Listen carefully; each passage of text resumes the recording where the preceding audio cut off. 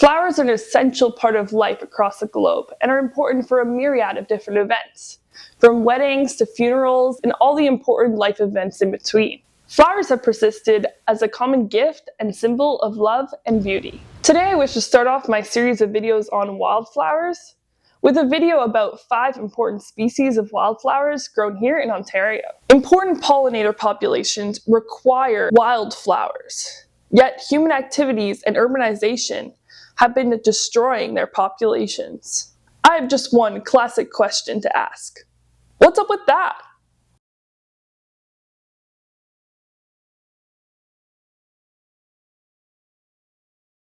If you like this video, make sure to like and comment down below. Let me know which flower featured in today's video is your favorite. If you guys have any ideas for future videos, leave them in the comments down below and make sure to like and subscribe.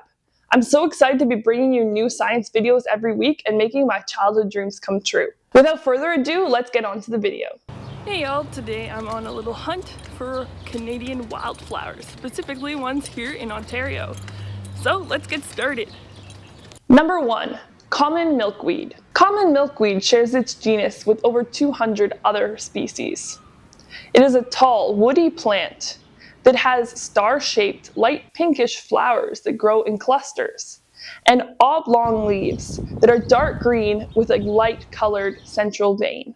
Milkweed was thought to have medicinal purposes, and therefore its genus was named after the Greek god of medicine, Asclepios. Milkweed is often associated with the monarch butterfly, because these two species have a long-standing evolutionary relationship. Monarch butterflies have developed in a way that the only species that their larvae can feed on and that their eggs can be laid on is the common milkweed. The milkweed provides food for the growing larvae and allows it to poison its would-be attackers. This is because milkweed contains a poisonous substance called a cardiac glycoside, or cardinolide. These substances are toxic to animals in large quantities. However, the monarch butterfly has developed a resistance. Many predators will choose not to attack monarch butterflies, as they know they contain this poison. These flowers, along with all the others on this list, are native to Canada, specifically here in Ontario. Number 2. Scarlet bee balm. Along with having a very interesting name, scarlet bee balm has very interesting flowers. This species sports bright red flowers that are tubular and grow in clustered tufted heads. It has a square-shaped stem that can grow up to 2 meters tall and oval dark green leaves that smell of mint. Although the scarlet bee balm has red flowers in the wild, it can be bred to have white flowers. Many pollinators adore these flowers, but hummingbirds have a particular affinity for their red blooms. Even humans have an affinity for these flowers, as past societies have used them to make teas. This species is named after Spanish physician and botanist Nicolas Bautista Monardes. It is certainly an interesting naming choice, as Nicolas had very little to do with this flower. He never saw one growing in the wild, but he was able to study them when they were shipped back to Spain. I wish someone would name a flower after me. Number 3. The common yarrow. Although for the most part, common yarrow is considered native to Canada, Patrick! The common yarrow species is composed of varieties that are native here in Canada and varieties that are not. It's particularly hard to identify in the wild, as some varieties have been bred and then reintroduced into the Canadian population.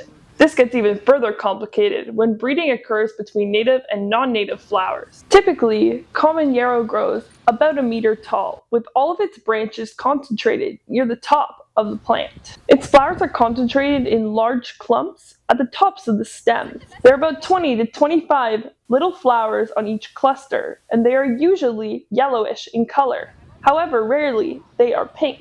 One very interesting feature of the common yarrow is that it has combination flowers that combine both disc and ray flowers. If you look closely, you can see all the tiny little disc flowers in the center of the ray flowers.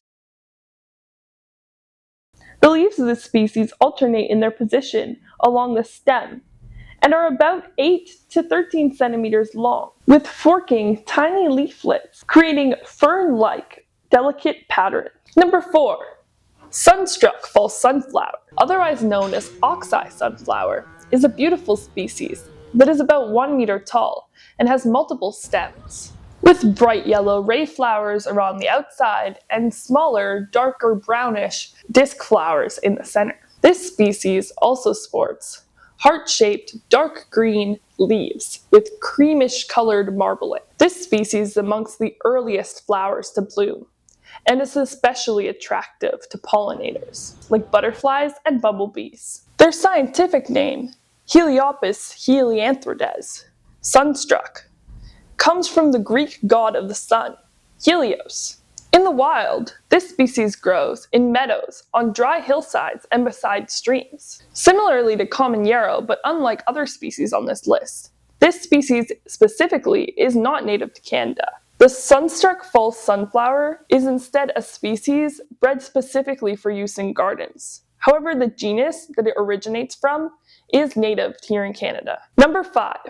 Rose mock vervain. Rose mock vervain is a short, little herby, stubby flower. It is up to 25 centimeters in height and is perfect for ground cover. It has dense mats of tubular flowers with 5 petals each. The leaves are triangular, dark green, and highly toothed, and sometimes hairy. As its name suggests, this species is particularly good at growing in rocky environments. Environments such as glades, pastures, roadsides, and other disturbed areas. This species can survive in the climates of both the southern and northern United States.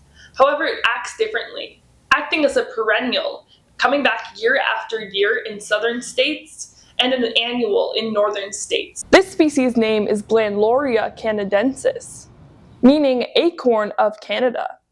This is likely due to the shape of its seed pods. Well, that's it for me today, guys. Make sure to let me know in the comments down below which flower was your favorite. Make sure to like and subscribe, and I'll see y'all in the next video. Stay curious. How did you say it again? Motorcycle people, please refrain.